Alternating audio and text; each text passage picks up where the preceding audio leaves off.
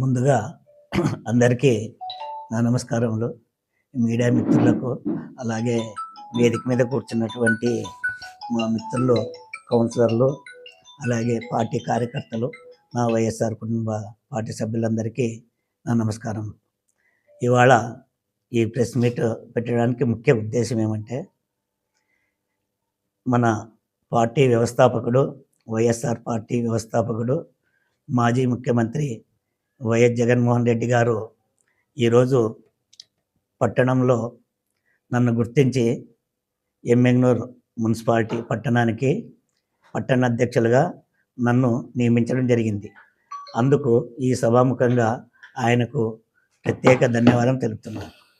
తరువాత మన ఎమ్మెగ్నూర్ నియోజకవర్గ ఇన్ఛార్జ్ శ్రీమతి బుట్టా రేణుకమ్మ గారు నా మీద ఎంతో నమ్మకంతో, ఎమ్మెగ్నూర్ పట్టణానికి మీరైతే కొంత అనుభవస్తులు, వివాదరహితంగా ఉంటారు, మీరు అన్ని వర్గాల వాళ్ళను కలుపుకొని పోతారు అనేటువంటి నమ్మకంతో నాకు ఈరోజు ఈ పట్టణ అధ్యక్షునికి ప్రజలకు సేవ చేసేటువంటి అవకాశం నాకు కల్పించినటువంటి మేడం బుట్టా రేణుకమ్మ గారికి, అలాగే మన పెద్దలు గౌరవనీయులు మాజీ ఎమ్మెల్యే శ్రీ చిన్నకేశవరెడ్డి గారు, వారి యొక్క సహకారము ఇందులో చాలా ఉంది.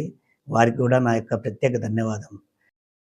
అలాగే అధికారం కూడా లేదు, కాకపోతే మన మీద నాయకులు పెట్టినటువంటి నమ్మకం ఏమంటే, బూత్ స్థాయి నుంచి ఈ యొక్క వైఎస్ఆర్సీపీ పార్టీని బలోపేతం చేయడానికి మాపై ఇది హోదా కాదు, బాధ్యత పెట్టారు.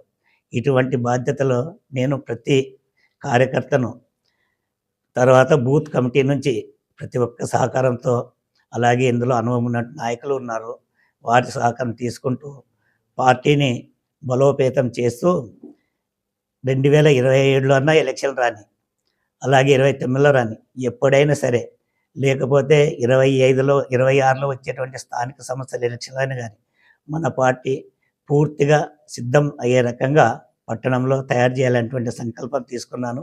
ఈ సంకల్పం సాధించడానికి మిత్రులందరి సహకారం తీసుకుంటూ పార్టీని బలోపేతం చేస్తుంది.